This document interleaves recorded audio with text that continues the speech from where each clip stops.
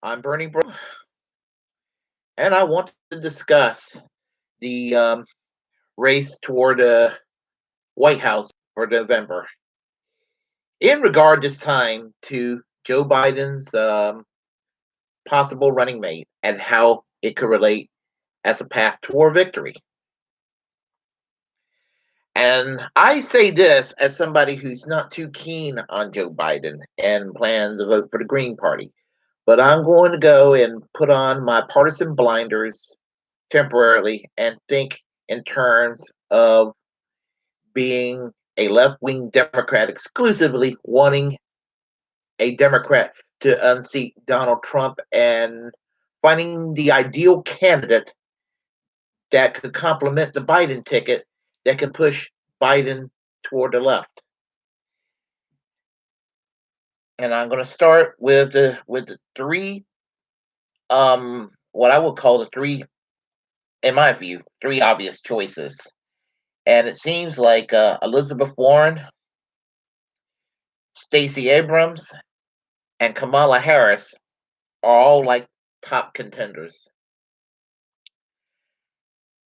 Now, as getting to the idea of a VP being what matters in a presidential ticket, normally it wouldn't matter. I mean, maybe it matters just a little bit, but it doesn't play the role it as a general rule. However, Joe Biden is a special kind of candidate in the sense that he's in cognitive decline. Everybody knows it's an open secret that he's in cognitive decline, and uh, that is one reason I do not think he's qualified to be the presidential candidate. And what the hell are the Democrats thinking by depriving Bernie Sanders his rightful slot to be the presidential candidate by giving it to Joe Biden? Joe Biden did not earn his victories. He was on his way out until certain phone calls were made and certain deals were made with several of the candidates in the primaries, which caused them to promptly drop out. And so anyway, and so I guess maybe this time it would matter. If you're wanting to unseat Donald Trump, it matters because you know that Joe Biden himself would not be able to, but maybe the VP would be a compelling case. Find a candidate that could takes his spot when he steps down, because all indicators show that he's going to step down if he in fact wins this election. But as I said, it comes down to Elizabeth Warren, Stacey Abrams, and Kamala Harris. I mean, there are other candidates too, but I want to focus on those three right now. First of all, and I'm saying this being as indifferent as I can be toward everybody. And having that said, which is ironic that I would have said that, because we'll start with Elizabeth Warren, which for anybody who would know me would assume between Elizabeth Warren, Stacey Abrams, and Kamala Harris that I would just naturally be inclined toward Elizabeth Warren. That was then. This is now. Um, yeah, there she's got some solid progressive credentials, and of the three, she is the most progressive, the most left wing. Um, Elizabeth Warren, you know, with her consumer financial protection bureau being set up to kind of police some of the shenanigans of Wall Street. Um, I mean, she's been a strong fighter against TPP. Um, in fact, in a conference over TPP, she was not allowed to have a pen or any electronic device or paper. She made a big stink about this, and she's been a feisty individual as far as fighting for issues related to working class folks. And so, and some people have humorously and with a degree of sincerity at one time referred to her as Bernie Light. And with Bernie Sanders in the Senate and her joining the Senate, it is almost like back in the days of the 1990s when you had Russ Feingold and Paul Wellstone, who were at that time the two most progressive U.S. senators in that chamber. And Elizabeth Warren, at one time, I would agree that she was Bernie Sanders light.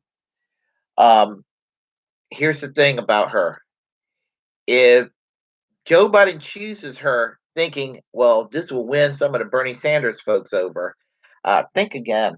Um, a lot of us were very angry with her for some of the bullshit that she's done. I mean, going back to 2016, choosing Hillary Clinton over Bernie Sanders.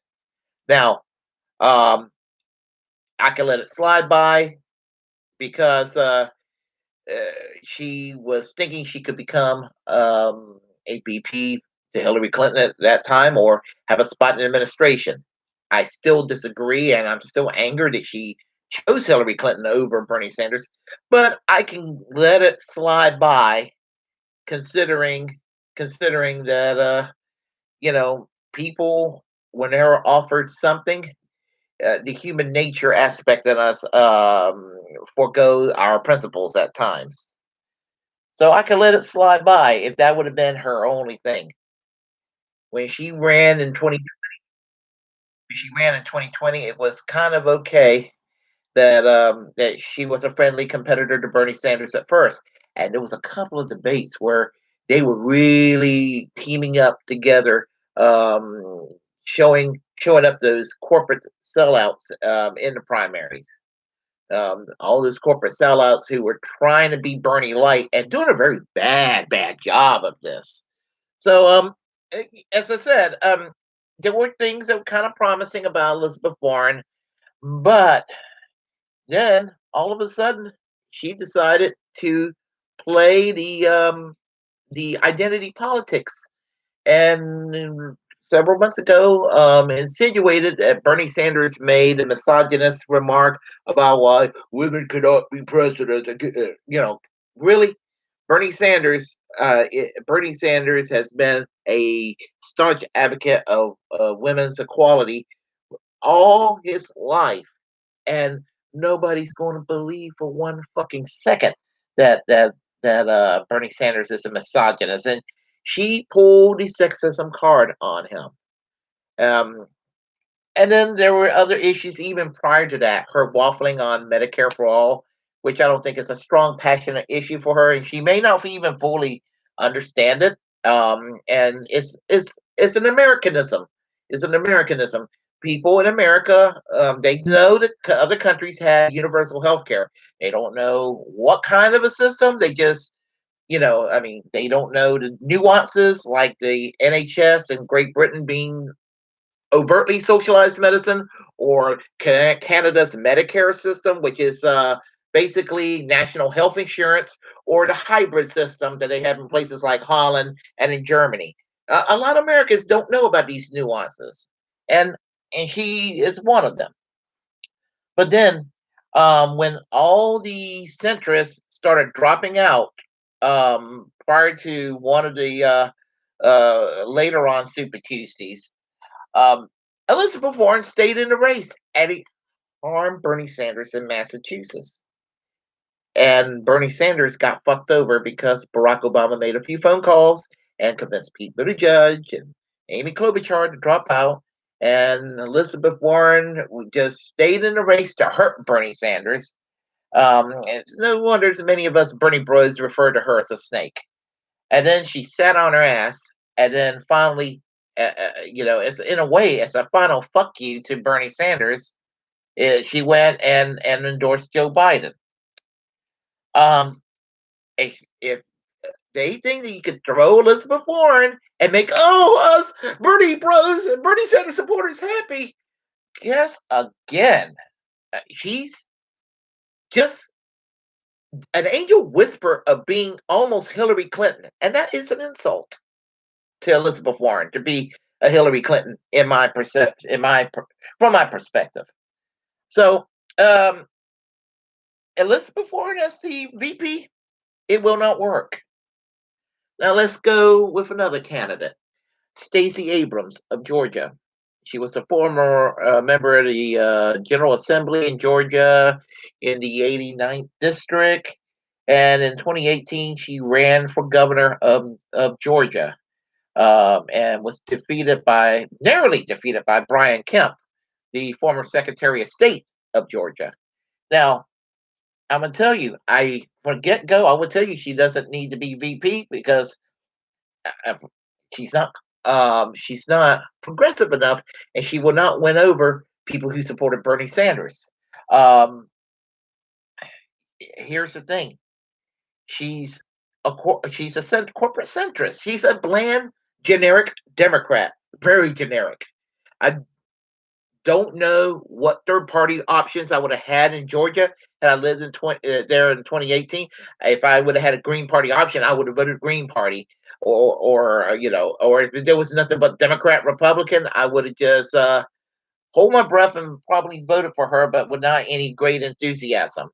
But I would say, in fairness, if anything, instead of being a vice presidential candidate, I would say that Stacey Abrams really, really should be the governor of Georgia right now, because any fair, objective person will realize that there must have been some foul play going on from Brian Kemp. You got to realize Brian Kemp was the he was the Secretary of State in Georgia, and secretaries of states takes care of things like ballot access initiatives and internal electoral affairs within a state. And um and she was very good about signing up new voters, registering new voters, and all those voters were automatically disqualified by the time the election came along. And guess what? It was Brian Kemp, who was the Secretary of State at the time, that kind of oversaw that. Hmm. Hmm. Well, and anyway, it was a very, very close race, for what I can tell. And while I'm not particularly keen on her, and she's not really my ideal when it comes to supporting my ideological take on things, in fairness, she should be the governor of Georgia right now, not Brian Kemp. So Elizabeth Warren, Stacey Abrams, Let's talk about Kamala Harris. Now, Kamala Harris was the former Attorney General in California. She became a U.S. Senator. Uh, as the Attorney General, what she did, she kind of postured herself like your typical 1990s Democrat that was trying to prove how tough they are on crime, even if it meant incarcerating minorities for no reason at all, for support for the death penalty.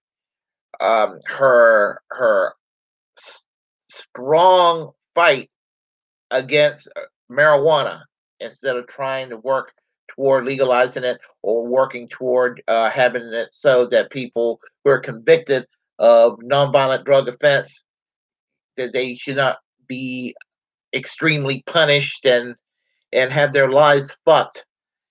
And she did. And she is in bed with corporate America. She made damn sure that she was seen in a photo op with Prime Minister Benjamin Netanyahu of Israel, the worst prime minister that nation's ever had. So she wanted to please the neocons by palling around with a war criminal like Benjamin Netanyahu. And so, in other words, she was Hillary 2.0. And then during the debate, and I'm not a fan of Joe Biden, but there she was playing playing the race card against Joe Biden, and Joe Biden's record on segregationism from the past is unforgivable. Um, but then you equal it out with her being responsible for throwing minorities in prison for no reason, and making sure they served long sentences just to prove she was tough on crime. And she slept her way to the top in California too. But the thing about it is, as far as Kamala Harris being the VP, and I'm thinking she is probably the most likely candidate to be VP, but you know, I do not think that she's qualified either. So, as I said, I'm gonna make this. I was thinking about making this a two-parter. Now that I think about it, I may make this a three-parter. Um, but right now, this is part one, and between Elizabeth Warren, Stacey Abrams, and Kamala Harris, I can't say if from a Democratic Party mindset, temporary Democratic Party mindset, especially one that would support Bernie Sanders and support the social democratic movement that is trying to switch the Overton window of the United States and shifting the Democratic Party in such a way that we would be aligned with political parties abroad like the Swedish Social Democrats or the British Labour Party or the New Democratic Party of Canada. That's what we're trying to do. I mean, not that everybody in this movement knows about the politics of the Social Democrats of Sweden and the British Labour Party, but I'm just saying that as a general rule, what we would, if we are successful, that's what we will be, and that's what we will become for all intents and purposes. And none of these candidates here qualify. They're pretty much the same old, which pretty much with either any of these three teaming up with Joe Biden will basically make the Democratic Party still, for all intents and purposes, once again, to the right of the British Conservative Party with just a little light woke attitude. Thanks, but no thanks. Anyway, I am Bernie Bro. If you like what you heard, please feel free to subscribe and thumbs up and tell everybody about this page and until next time we shall speak again.